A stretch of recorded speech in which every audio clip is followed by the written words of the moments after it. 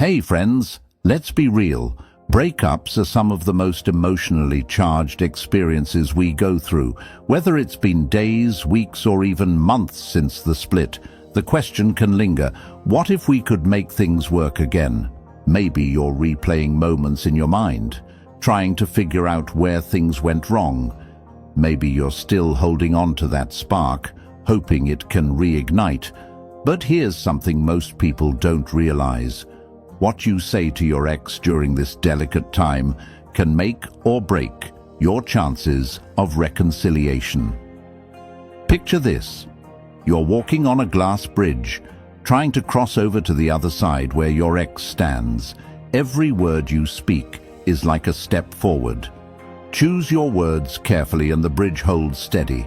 But say the wrong thing, that fragile glass can crack and shatter, leaving you with no way to rebuild the connection. This isn't about manipulation or playing games.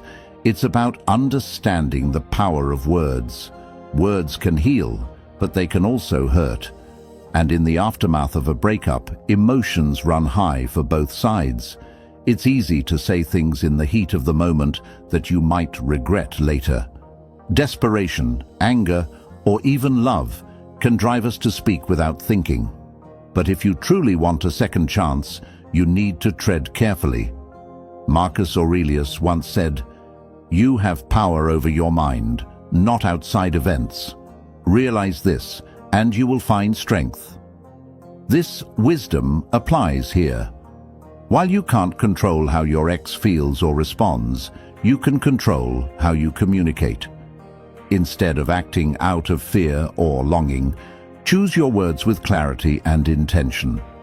The truth is, the things you say in these critical moments can leave a lasting impression. For instance, pleading with your ex or blaming them for the breakup might seem like natural reactions, but these actions often backfire. They can make you seem needy, push them further away, or reopen wounds that are still healing. On the other hand, calm, measured communication signals emotional maturity, a trait that's not only attractive, but essential for rebuilding trust. This video isn't just about avoiding mistakes. It's about empowering you to approach this situation with dignity and confidence. It's about recognizing that while the past can't be rewritten, the way you handle the present can shape your future. Whether or not your ex comes back, the most important thing is that you remain true to yourself and your growth. So today, we'll explore the 10 things you should never say to your ex if you truly want them back. These aren't just random do's and don'ts. They're lessons drawn from real-life stories, backed by human psychology, and grounded in the idea that every word holds power. By the end of this, you'll have the tools to navigate these conversations with grace and strength. Before we dive in, here's a little exercise. I want you to drop an affirmation in the comments. I speak with clarity and confidence. Let it serve as a reminder of your power to communicate effectively and handle even the hardest conversations with composure. Let's get started. Number 1. I can't live without you. Let's face it, saying I can't live without you might seem like the ultimate expression of love. It feels like the kind of heartfelt plea that could pull on anyone's heartstrings, right? But here's the truth. It places the entire weight of your happiness and emotional well-being onto your ex's shoulders. No one should ever carry that kind of burden, and neither should you. Think about it. When you tell someone you can't live without them, what you're essentially saying is that your entire existence is incomplete without their presence. It's a message that conveys dependency, not love. And dependency is a heavy chain, one that not only weighs you down, but also puts unnecessary pressure on the other person. They're left with the feeling that your happiness, your emotional stability, and even your sense of self are tied to them. And that's not fair to anyone. Imagine if the tables were turned.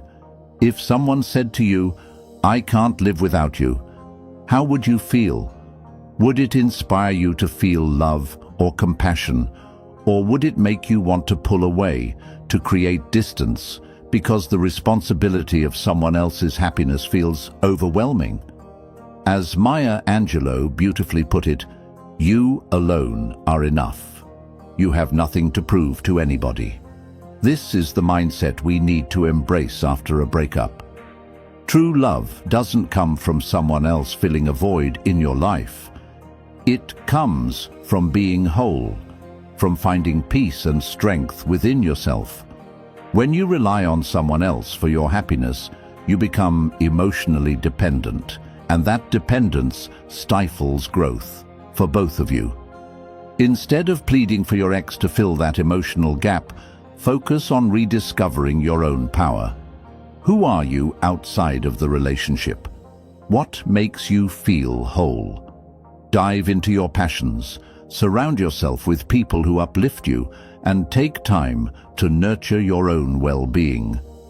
Your happiness isn't dependent on anyone else. It never was. It's yours to create, and you are more than capable of doing that.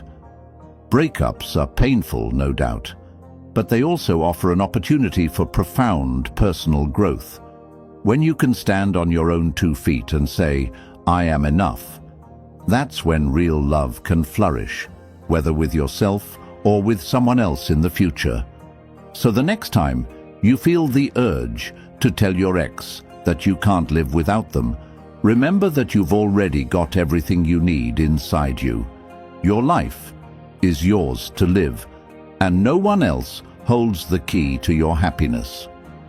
Let that realization empower you, and let it guide you forward on your journey. Number 2, do you still love me? It's a question that many of us ask when we're desperate for closure, seeking that one answer that will give us peace. "Do you still love me?" may seem innocent enough, but it can actually create more harm than good, especially if you're hoping for reconciliation. Think about it. When you ask someone, "Do you still love me?" you're putting them in an extremely vulnerable position. You're asking them to share feelings that may be uncertain or unresolved.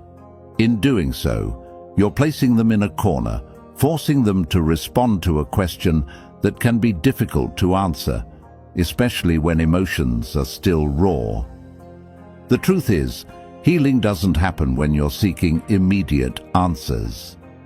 It happens when you give both yourself and your ex the space to breathe, reflect, and rediscover what they truly feel, without the pressure of having to articulate it in an instant. Love, real love, doesn't come from constant questioning or proving. It's something that unfolds naturally. By constantly asking, "Do you still love me?" you might unintentionally make your ex feel like they're under a microscope, and that can stifle any chance for true reconciliation. The emotions might still be there, but they're buried under the weight of expectation and pressure. Seneca wisely said, "We suffer more often in imagination than in reality." When you're desperate for answers, you start imagining all sorts of worst-case scenarios. Maybe they don't love you anymore. Maybe they've moved on. These imagined fears only compound the emotional toll of a breakup and cloud your ability to see things clearly. In reality, love isn't something that can be forced or rushed. It grows slowly through time, patience, and space.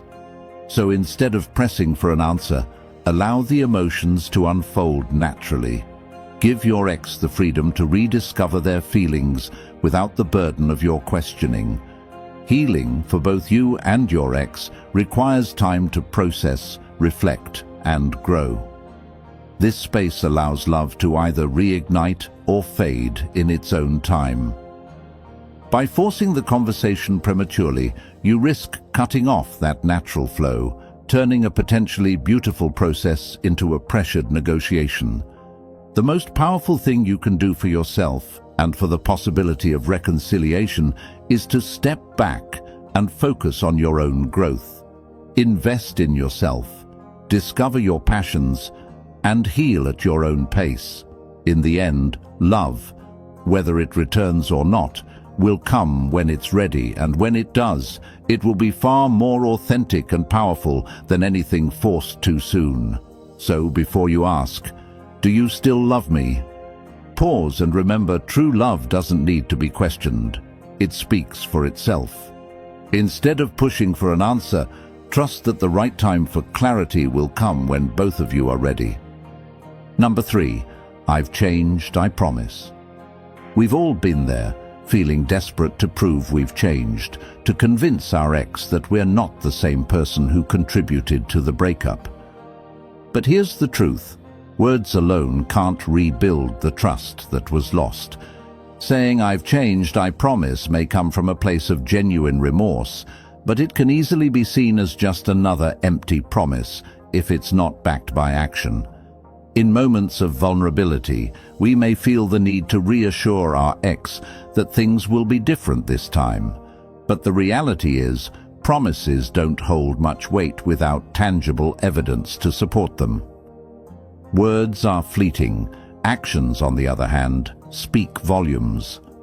It's through the way you handle challenges, communicate with others, and grow as a person that your ex will begin to see that change isn't just a temporary effort. It's a lasting transformation. As Marcus Aurelius once said, "Waste no more time arguing what a good man should be. Be one." This is the essence of change. Stop talking about who you want to become and start living it. Show your ex, and more importantly, show yourself, that you've evolved in ways that will make a lasting difference. It's not about just saying the right words. It's about becoming the right person. Start with small steps. Improve how you communicate, especially when things aren't going well. Practice patience, not just with your ex, but with everyone around you. Take time to reflect on your mindset and whether it fosters growth or holds you back.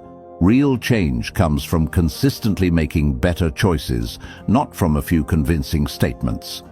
If your ex is going to believe in the changes you claim to have made, they need to see proof. And that proof will come in the form of actions. Actions that reflect who you are now, not just who you say you are. So, instead of focusing on promising change, focus on living it out. Let your transformation speak for itself. Number 4, remember when it's so tempting, right? The nostalgia of the good times, the happy moments that made you feel close, loved, and understood. But here's the thing, bringing up the past can do more harm than good. While you might want to relive the memories, your ex may only see it as a reminder of why things fell apart. They may feel frustrated, sad, or even resentful when the past is brought up, especially if they've already moved on or are still healing from the breakup.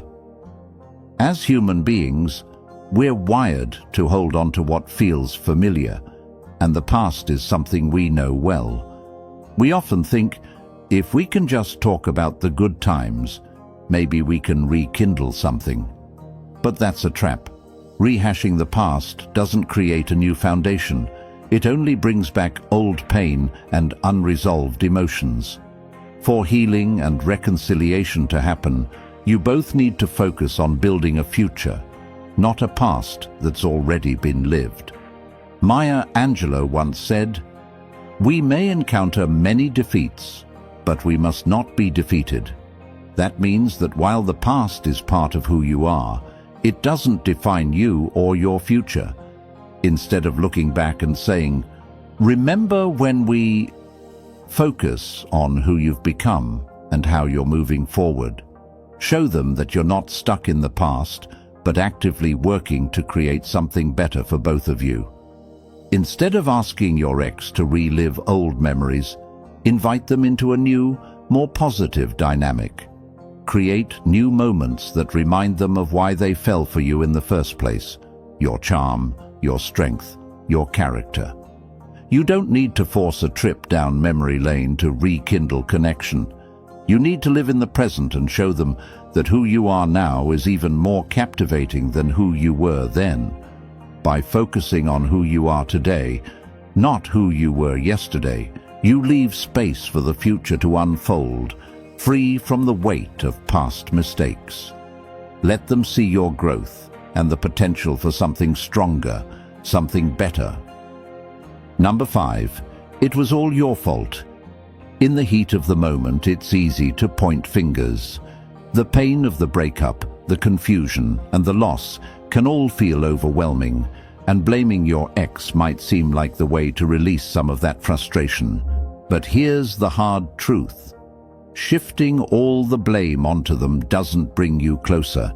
It pushes you further apart.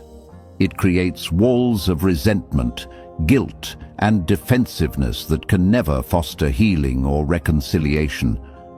The reality is that relationships are complicated, and there's always more than one side to every story. When you say, "It was all your fault," you're dismissing the possibility that both of you may have contributed to the end.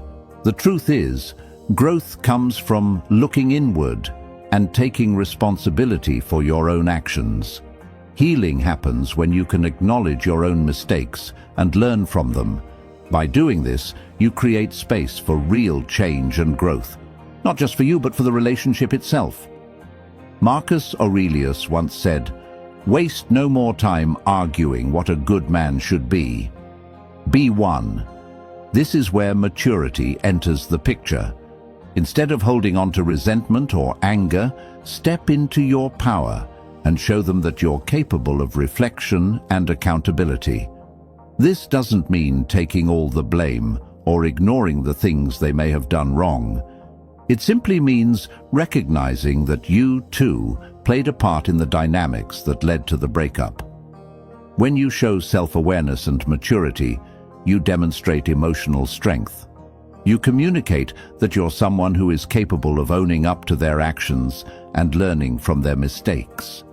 That kind of accountability is not only attractive, but it's also a foundation for growth, both personal and relational. Instead of blaming, focus on what you've learned from the relationship and how you're evolving as a person. Only then can you move forward in a way that honors both your own growth and the potential for a healthy, more balanced relationship in the future. Number 6. I'm dating someone else now. It's tempting, isn't it?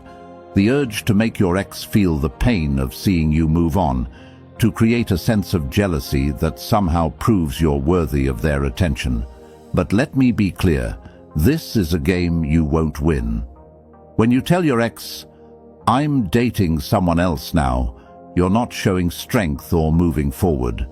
You're playing games with emotions, risking your integrity, and potentially destroying any chance of reconciliation.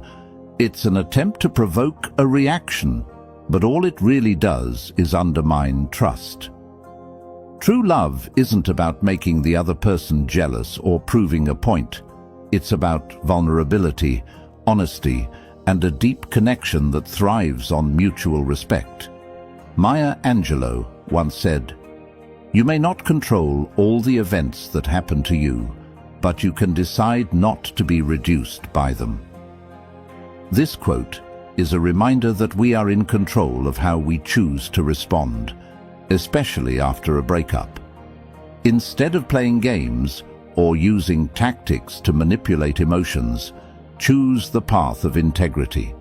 Show your ex that you have grown, that you're capable of handling your emotions in a healthy way, and that you respect both yourself and the relationship you once had. Dating someone else as a way to provoke jealousy won't heal your wounds or bring them back.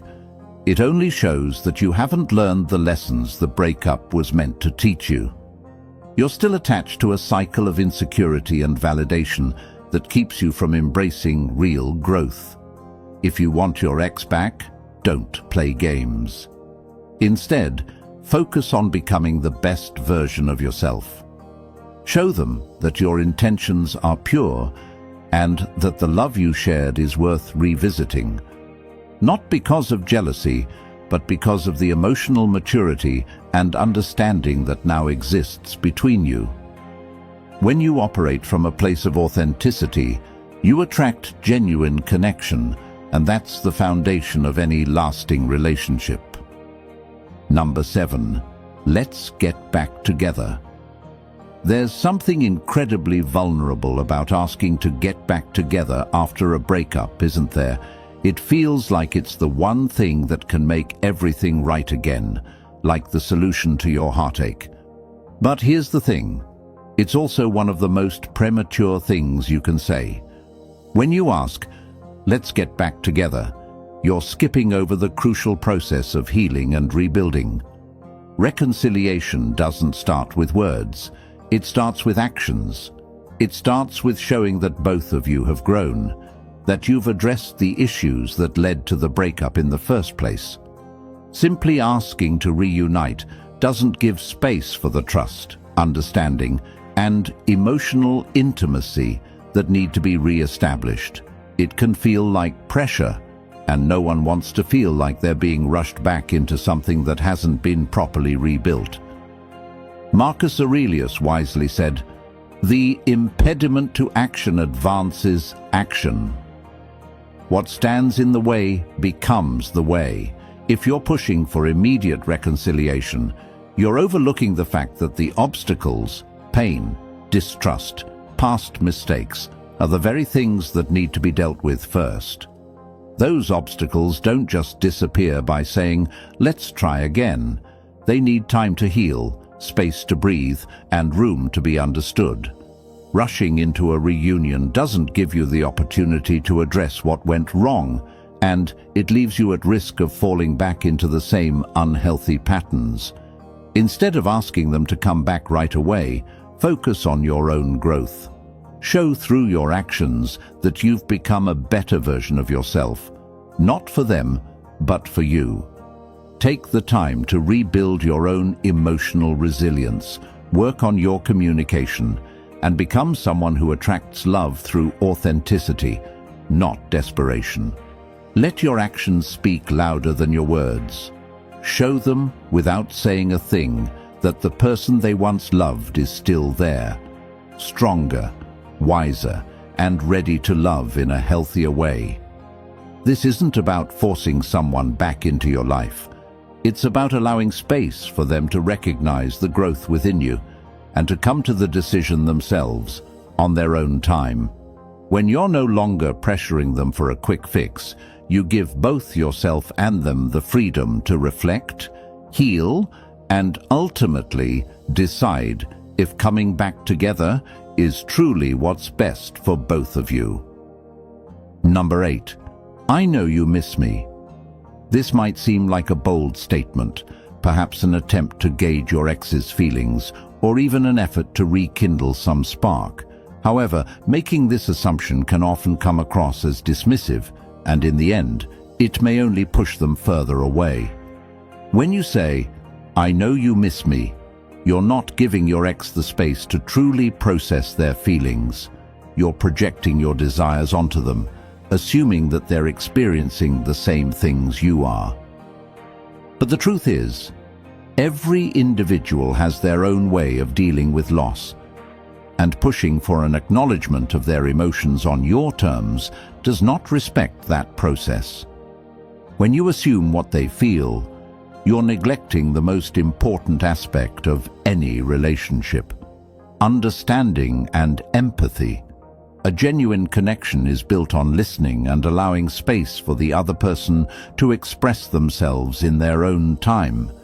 It's about being present, not forcing emotions to fit into a narrative that makes us feel better or more in control. Marcus Aurelius once said, "The best revenge is to be unlike him who performed the injury." In the context of relationships, the best approach isn't to retaliate or manipulate emotions. It's to be patient, to allow room for both parties to heal and to respect each other's emotional journey. Pressuring your ex into showing affection or declaring their feelings before they're ready only creates more tension. You're robbing them of the ability to process on their own and forcing them into a mold that might not fit where they're at emotionally. Instead of focusing on what you think they might feel, focus on your own growth. Give them the space they need to reflect without pushing for validation. Let them miss you when they're ready to. And if they don't, that's okay too. It's not a reflection of your worth. It's simply a sign that they're on a different path, one that might not include you, and that's a painful truth to accept, but it's necessary for growth. By releasing the need for them to acknowledge their feelings before they're ready, you open yourself up to the possibility of a deeper, more genuine connection. The foundation of this connection will be built on mutual respect and understanding, not assumptions or hurried declarations. Let them decide how and when they want to express their emotions, and trust that when the time is right, the connection will either grow stronger or you will move forward, stronger than before. Number 9. You'll regret losing me. Saying, "You'll regret losing me," might feel like a final attempt to get the attention or emotional response you're hoping for, but this kind of statement isn't born out of love. It's manipulation. It leverages guilt and fear, attempting to make your ex feel bad about their decision to end the relationship. But here's the harsh truth. True love isn't about creating regret. It's about mutual respect, understanding, and freedom. When you say this, you place the weight of your happiness on their shoulders. You're implying that their life will somehow be incomplete without you. And while it may seem like an emotional plea, it only creates resentment. No one wants to be coerced into something because they fear regret. Love cannot thrive on fear. It thrives on freedom, trust, and genuine connection. Instead of trying to manipulate their feelings, focus on becoming the best version of yourself. Not to prove anything to them, but because you deserve to be the confident, loving, and self-assured person who naturally attracts positivity, respect, and happiness. Marcus Aurelius wisely said, "Waste no more time arguing about what a good man should be. Be one."